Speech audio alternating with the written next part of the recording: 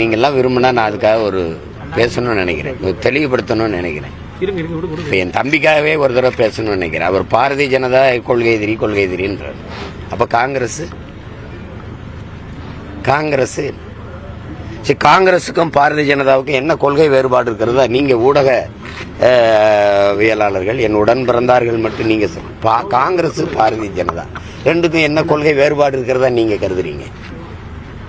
யாராவது ஒரே ஒரு இடத்துல ஒரு கொள்கை வேறுபாடு இருக்குன்னா எப்படி சொல்லுங்க? ஒன்னே என் உடன் பிறந்தார்கள் எல்லாரும் தெரிஞ்சுக்கணும். Congress Bharatiya Janata between party change, no policy change. Congress Bharatiya Janata, DMK and ADMK, இதுக்கெல்லாம் கட்சியில கொடியில் வண்ணம் மாறும், கொள்கையில எண்ணம் மாறாது. ரெண்டும் ஒண்ணுதான். ஏதாவது ஒரு கட்சியில இது இந்த இடத்துல இது மாறுபடுதுன்னு சொல்லுங்க, மறுபடியும் பேசலாம். RSS கோட்பாடு என்ன? நாட்டு விடுதலைக்கு போராடிச்சா? விடுதலையை விரும்பிச்சா? இந்த நாடு அடிமைப்பட்டு கிடக்கும்போது, இந்திய பெருநிலம் நானும் நீங்களும் இருக்கும்போது விடுதலைக்கே இது முன் வச்ச போராட்டத்தின பதில் இருக்கா? அப்புறம் இல்ல அதை அவங்க எடுத்துக்க பாக்குறாங்களா? இந்திய விடுதலைக்கு நாங்க தான் பண்ணுவோம். இப்ப மோடியுமே அதிகாரம் மிக வலிமையானது. அண்ணல் அம்பேத்கர் சொன்னது எவ்வளவு வலி தோய்ந்திருக்கும், எவ்வளவு அனுபவம். ஏன்னா அவனை விட ஆகச்சிறந்த கல்வியாளன் இல்ல நம்ம தெற்காசியத்தில் இல்ல, உலகத்திலே சிறந்த கல்வியாளன் ஆஸ்திரேலியா அவருக்கு சில திறந்திருக்கு. அந்த அறிஞன்னு சொன்னா கேட்கணும்ல, யோசிச்சு தானே சொல்லுவாப்ல. அதிகாரம் மிக வலிமையானது. அது இவர்கள் அதிகாரம் ரொம்ப ஆபத்தானது. உங்களுக்கு புரியுதுன்னு நினைக்கிறேன். அதனால அவங்க சொல்லுவாங்க இந்த மாதிரி நாட்டு மக்களின் நன்மை கருதி என்ன இருக்கு, தரகு பெரும் முதலாளிகளின் தரகு வேலை பார்க்கறது தவிர இந்த நாடும் இந்த அதிகாரங்களும் செஞ்சது எதையாவது ஒன்று சொல்லுங்க. தனி முதலாளிகளின் வளர்ச்சியை நாட்டின் வளர்ச்சின்னு கட்டமைக்குதா இல்லையா? கொஞ்சம் இருங்க. அரசுக்கென்று ஏதாவது வச்சிருக்குன்னு சொல்லுங்க. ராணுவத்தையாவது வச்சிருக்கா சொல்லுங்க. அப்புறம் என்ன அதை பேசினார்? விஜய் காங்கிரஸ் விமர்சிக்கிறதுக்காக காரணம் அவர் அங்கு கூட்டணி எதுவும் எதிர்பார்த்துட்டு இருக்காரு. அது இல்ல, முதல்ல தெளிவுபடுத்தணும். என் தம்பி தெளிவுபடுத்தணும். நம்ம பாரதிய ஜனதா என் கொள்கை எதிரிங்கிறாரு. 2 முறை திரும்ப சொல்றாரு, 2 மாநாட்டிலையும். திமுக என் அரசியல் எதிரிங்கிறாரு தம்பி. அரசியலுக்கும் கொள்கைக்கு என்ன வேறுபாடு இருக்கு? கொள்கை என்ன, அரசியல் எதிரி, கொள்கை எதிரி, இது ரெண்டே எப்படி பாக்குறீங்க? இப்ப பாரதிய ஜனதா என்னுடைய கொள்கை எதிரினா என் கொள்கை என்னன்னு சொன்னாதான் அது எதிராக இருக்கா இல்லையான்னு எனக்கு தெரியும். என் கொள்கை என்ன? பாரதிய ஜனதா என் கொள்கை எதிரி, திமுக என் அரசியல் எதிரின்னு சொல்றதே ஒருத்தர் கொள்கையா இருக்க முடியாது. எதனால என் கொள்கை எதிரி பாரதிய ஜனதா? இப்ப நான் சொல்றேன், இந்த நாட்டின் மிக முதன்மையான அமைச்சர் ஐயா அமித்ஷா எங்க ஊர் மதுரையில இந்து மக்களின் ஒற்றுமைன்னு பேசுறது என் எதிரி, என் கொள்கைக்கு எதிரி. இந்திய மக்களின் ஒற்றுமைன்னு அவர் பேசியிருக்கணும். விளங்குதா? நான் சொல்றது புரியுதுன்னு நினைக்கிறேன். இப்போ ஒவ்வொரு இடத்துலயும் நீங்க எப்படி யோசிச்சு பாத்தீங்கன்னா, நீங்க இது மாதிரி மணிக்கணக்கா பல 100 உதாரணங்களை நம்ம சொல்ல முடியும். ஏன் அது என் கொள்கை எதிரி அப்படின்னு? அது கோயிலை விட்டு வராது, என் குடிசைக்கு வராது. அது வணங்குகிற சாமி கிட்ட நிற்கும், நான் வாழுகிற பூமி கிட்ட நிற்பேன். அது சாமியை காப்பாற்ற போராடும், நான் பூமியை காப்பாற்ற போராடுவேன். இவங்க எல்லாரும் சந்திர மண்டலத்தில் காத்து இருக்கா, தண்ணி இருக்கான்னு பார்ப்பாங்க. இங்க வாங்கங்க, வாழுகிற பூமியில இருக்கிற தண்ணியும் காத்தையும் காப்பாற்றுவோங்கிற நாங்க. முரண்பாடு தெரியுதா? அதான் இங்க இருக்கிற சிக்கல். இன்னைக்கு கூட்டம் வச்சிருக்கீங்க, கிறிஸ்தவர்களோட கலந்துரையாடல், ஏற்கனவே இஸ்லாமியர்களோட கலந்துரையாடல் பண்ணுவீங்க. இது எதுவும் காரணம் இருக்கானே? மற்ற கட்சிகள் ஒரு எலெக்ஷன் டயத்தில் சிறுபான்மை வாக்குகளை கவர்வதற்காக சில சிறுபான்மையை நோக்கி செல்வாங்க. அது மாதிரி வாக்குனதை நான் 10 வருஷம் ஆயிடுச்சு தேர்தல் அரசியலுக்கு முன்னாடியே செஞ்சிருப்பேன்ல. தெளிவுபடுத்தணும். எனக்கு நீங்க வாக்கு செலுத்துங்க, செலுத்தாம போங்க. முதல்ல எது நமக்கான அரசியல்னு தெரிஞ்சுக்கணும்ல. என் உடன் பிறந்தார்கள் தெரிஞ்சுக்கணும். நாங்க என்ன வேலை செய்யறோங்கிறதாவது முதல்ல தெரிஞ்சுக்கணும். அது இப்ப உண்மையிலே கிறிஸ்தவர்கள் சிறுபான்மை தானா, இஸ்லாமியர்கள் சிறுபான்மை தானா? முதல்ல எதை வச்சு சிறுபான்மை எல்லாம் இருக்குல்ல, அது மனமிட்டு பேசினாதான் தெரியும். அதுக்கான ஒரு சந்திப்பு தான் இது. சிறுபான்மை மக்களுக்காக குரல் கொடுக்குறீங்க, ஆனா அவங்களோட திரும்பி என்கிட்ட சொல்லாதீங்க, சிறுபான்மைன்னு சொல்லாதீங்க. சிறுபான்மைன்னு எதை வச்சு சொன்னீங்க? எண்ணிக்கையில குறைவா இருக்கா? எண்ணிக்கையில எதை வச்சு சொன்னீங்க? நான் கேட்கறதுக்கு பதில் எதை வச்சு சொன்னீங்க? மதத்தை வச்சு. உலகத்துல எந்த நாட்டில் மதத்தை வச்சு மானுடனை கணக்கிடுறான்? எதை வச்சு கணக்கிடுற? யாராவது ஒருத்தர் சொல்லுங்க. நீங்க சிறுபான்மைன்னு இவர் ஒரு கிறிஸ்தவரையோ இஸ்லாமியரை சொல்லும் போது நீங்க யாரு? நீங்க இந்து அப்படிதானே சொல்றீங்க? அப்படிதானே. இப்ப ஸ்டாலின் ஐயாவோ அல்லது உதயநிதி தம்பியோ அல்ல அம்மையார் ஜெயலலிதாவோ ஐயா எம்ஜிஆர் அவர்களோ இந்த தலைவர் சிறுபான்மை, அப்ப நீங்க இந்து. ஆனா நீங்க நீங்க வந்து மதச்சார்பற்றன்னு ஏன் பேசுறீங்க? அப்போ இப்ப நீங்க இந்துவா தான் இருந்துகிட்டு பாக்குறீங்க. உலகெங்கும் மானுடனை மொழி வழியா தான் கணக்கிடுறான். நீங்க ஐரோப்பிய நாடுகள்ல எத்தனை நாடுகள் இருக்கு? அத்தனை நாடும் கிறிஸ்தவம் தானே. ஐரோப்பிய யூனியன் முழுக்க யாரு? எதுக்கு எத்தனை நாடு வந்துச்சு? Norway, Sweden, Denmark, Germany, France எல்லாம் ஏன் வந்துச்சு? ஒரே மதம் தானே, ஒன்னா இருக்க முடியல. ஏன் ஒன்னா இருக்க முடியல? மொழி வழியே தேசிய இனங்கள், நிலங்கள். இந்தியாவில இருந்து பாகிஸ்தான் ஏன் போச்சு? அப்புறம் ஏன் பங்களாதேஷ் பிரிஞ்சிச்சு? கேட்கிற கேள்விக்கு நீங்க பதில் சொல்லுங்க. இல்ல நானே சொல்லிட்டேன். இங்க இருந்து நம்ம போனோம். ஓர் இறை, ஏக இறைவன் அல்லாஹ், ஒரு வழி, நபிகளின் வழி, அவருடைய மொழி, அதுவே வழி போனோம். அங்க போய் அவரு முகமது அலி ஜின்னா உருது ஆட்சி மொழின்னு டாக்கா பல்கலைக்கழகத்தில் படித்து கொண்டிருந்த முஜிபுர் ரஹ்மான் அவன் நண்பனும் என் மொழி என்னாச்சுன்ட்டான். ஏன்னா அவன் வங்காளி, நீ உருது, நான் வங்காளின்ட்டான். அங்க மொழி வழியே தான் தேசிய இனங்கள். நான் இஸ்லாமியன், நீ அரபியன், அவன் உருது, அவன் வங்காளி, நான் தமிழன்.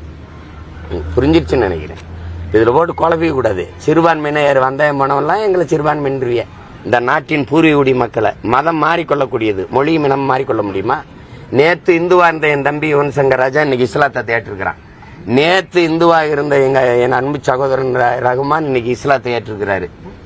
இப்ப எங்க அப்பா இளையராஜா யாரு? நீங்க சொல்ற இந்து தானே, அவர் பெரும்பான்மை. எங்க அப்பாவுடைய பையன் யுவன் சங்கர் ராஜா சிறுபான்மை. உங்களுக்கு என்ன? அப்பா பெரும்பான்மை, மகன் சிறுபான்மையா? இதெல்லாம் இந்த மாதிரி பேச உங்களுக்கு ஒரு கூச்சமா இல்லையா? அறிவுன்னு ஒன்று வந்து அப்படி போயிட்டு அளவியல. இது என்ன பைத்தியகரத்தனமா இருக்கு? இன்னைக்கு இந்துவா இருக்க, நாளைக்கு இஸ்லாமா இருப்பேன். இன்னைக்கு கிறிஸ்தவனா இருக்கேன், நாளைக்கு வேணாம்னு போவேன். ஆனா நான் இன்னைக்கு தமிழனா இருக்கேன், நாளைக்கு நான் கன்னடனாவோ தெலுங்கனாவோ மலையாளியோ மாறிக்கொள்ள முடியுமா? முதல்ல இதை கற்றுக்கிறீங்க. என்ன மாதிரி சொல்லணும்னு நினைக்கிறீங்க சார்? தமிழர்கள், நாங்கள் தமிழர்கள், ஒரு தேசினத்தின் மக்கள். என்னவா சொல்லணும்னா, எனக்கு முன்னாடி ஒருத்தன் கத்திருக்கான், கத்திருக்கான் எங்க அண்ணன் பழனி பாபா.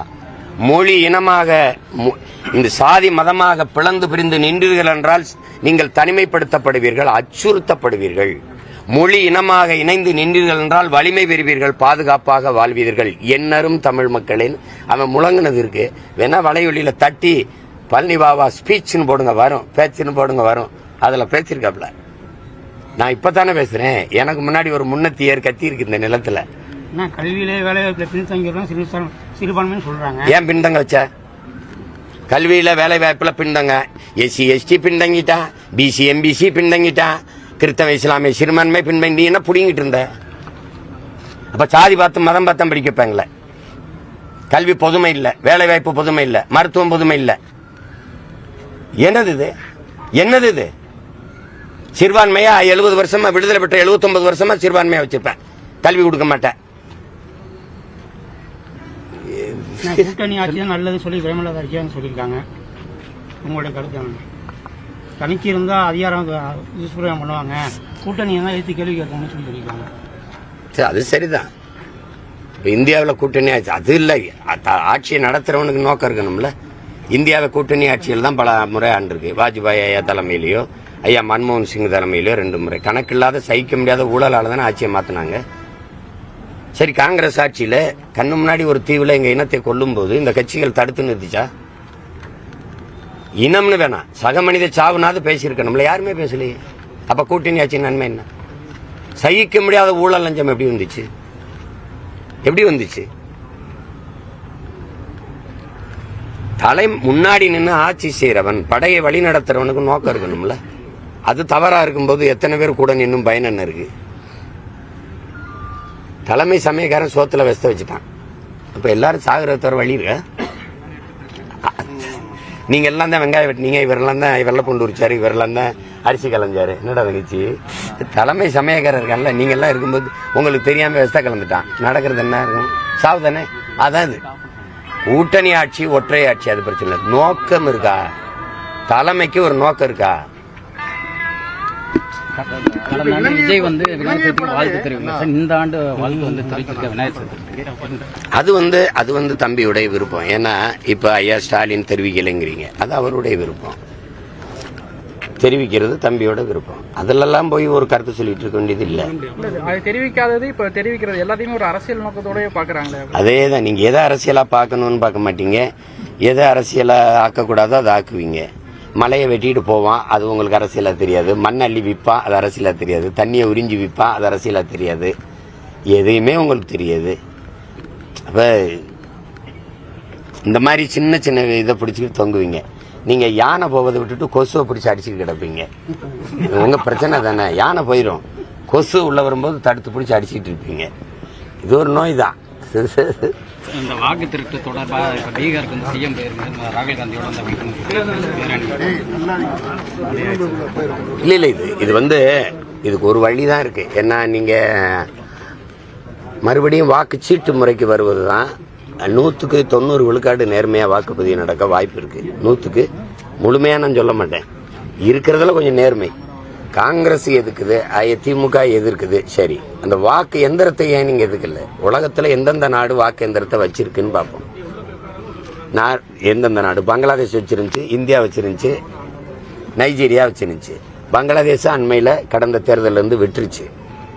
இந்தியா மட்டும்தான் அதை பெரிய ஊழல்ல பெருத்த நாடுகள். இந்த நாடுகள் இது மட்டும்தான் கட்டி பிடிச்சிட்டு அழுகுது.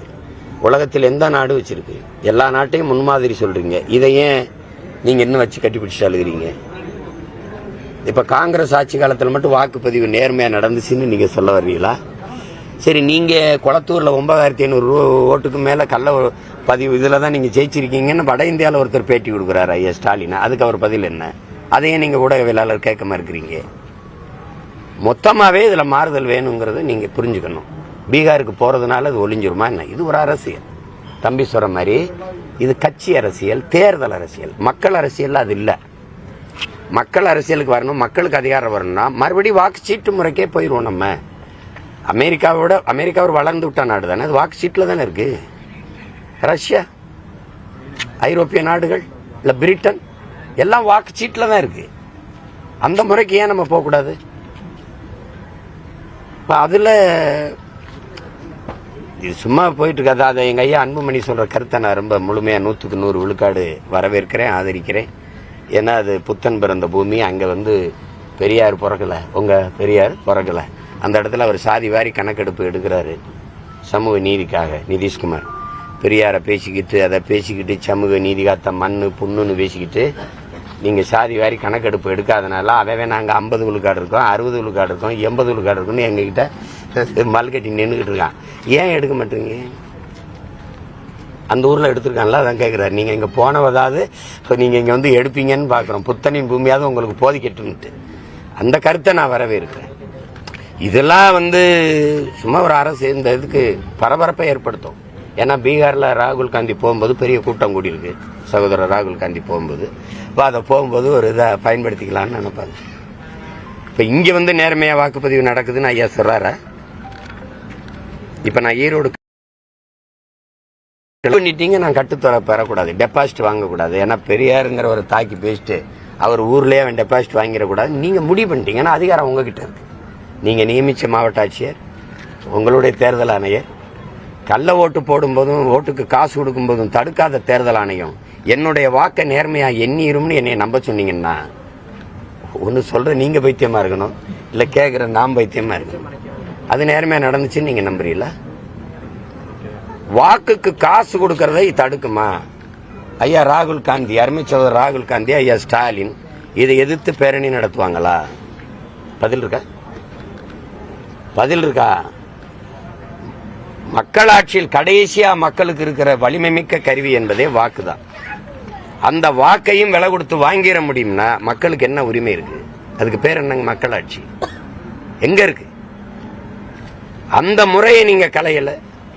ஒரு தொகுதிக்கு 10 கோடி 20 கோடி 30 கோடி 40 கோடி முதலீடு செய்றீங்க. அது லாப தேவைக்கா மக்களின் சேவைக்கா? பதில் இருக்கா? சார் அந்த மாற்றம் பெரியாருடைய சிந்தனைகள்ல நீங்க ஏற்றுக்கொள்ளக்கூடிய சிந்தனைகள் எதுவும் இருக்கா? ஏற்றுக்கொள்ள சிந்தனை எல்லாம் ஒண்ணும் கிடையாது. ஏற்றுக்கொள்ளக்கூடிய சிந்தனை என்ன இருக்கு? ஒன்னு சொல்லுங்க, நான் ஏத்துக்கிறேன்.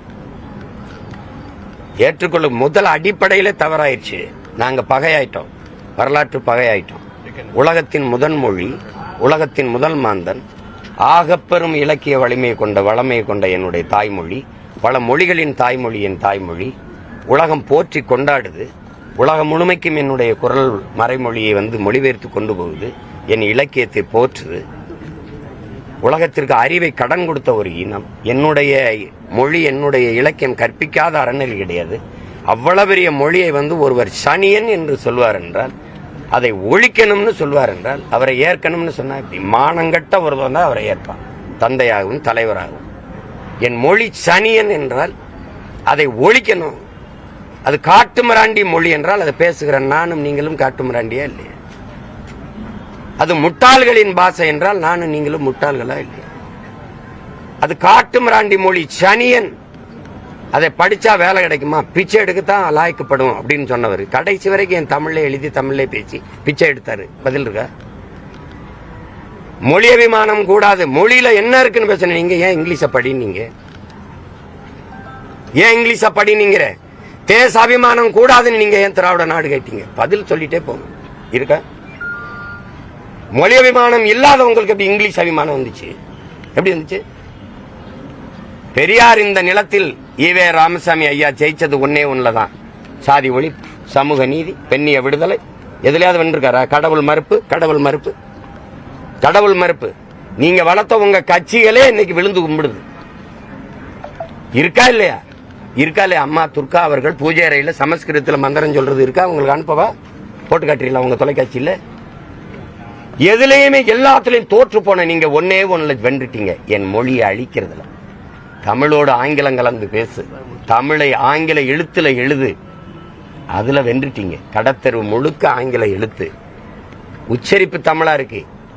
டீ அப்படின்னு இருக்கு, டீ அப்படின்னு, அது தேநீர்னு இருக்க இடத்துல டீ ஸ்டால் அப்படின்னு இருக்கு. டிம்பர் டிப்போன்னு இருக்கு, அங்க மரக்கடைன்னு இல்ல. எல்லாமே நீங்க பாருங்க. மெடிக்கல் ஸ்டோர் இருக்கு, ஸ்டோர் ஈஸ் டோ இர், எழுத்து பூரா தமிழ்ல இருக்கும், உச்சரிப்பாங்க. இதுதான் தங்கிலீஷ். இப்படி எழுத சொன்னவர் அவர்.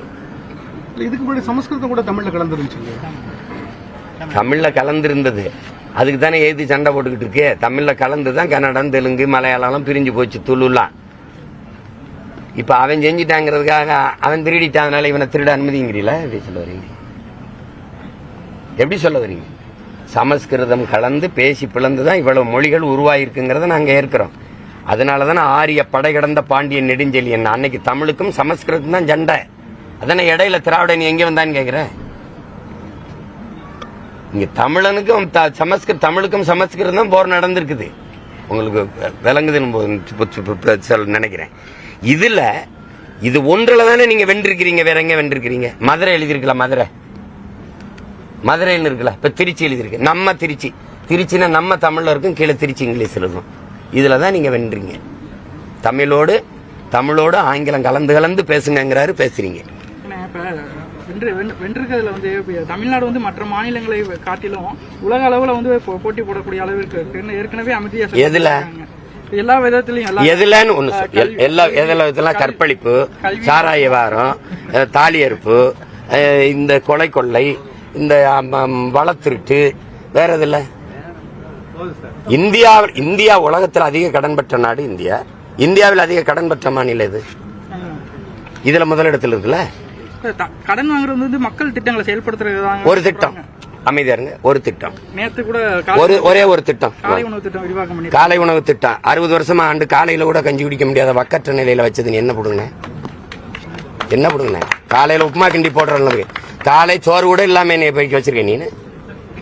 காலை சோறு, மதிய சோறு, ஒருவேளை சோத்துக்கு வழி இல்லாம சோத்துக்கு சத்த கூட்டமா மாத்தின. வேற என்ன பண்ண? துப்புரவு பணியாளருக்கு காலை சோறு. என்னடா சோத்துக்கு சத்தவங்களாடா? நாங்க சோத்துக்கு சத்தவங்களா? பிச்சைக்கார பயில்களா? சோறு வடிச்ச தண்ணி ஆறா ஓடிச்சுங்கிறான். வந்தவனுங்களா விருந்து படைச்ச பரம்பரையில வந்தவனை பிடிச்சி காலைல சோறு போடுறேன், மதியம் சோறு போடுறேன். சோறு உங்க ஒப்பம் சொத்த வச்சு போடுறியா? எதை வச்சு போடுற? போக்குவரத்து ஒழுங்கா இருக்கா? கல்வி ஒழுங்கா இருக்கா? மருத்துவம் ஒழுங்கா இருக்கா? கடன் வாங்கினீங்களா? 1 லட்சம் கோடி கடன் இருக்குல்ல மின்துறைக்கு. அப்புறம் மின் கட்டணம் உயர்ந்துச்சு. எதுக்கு உயர்ந்துச்சு? 10 லட்சம் கோடி கடன் மக்களின் நலத்திட்டம்ங்கிறீங்க. எதையாவது பேசிருக்காதீங்க தம்பி. அனைத்து விதமான உள்ளூர் மற்றும் உலக செய்திகளுக்கு நமது www.adibantv.com என்ற இணையதளத்தை பார்வையிடவும்.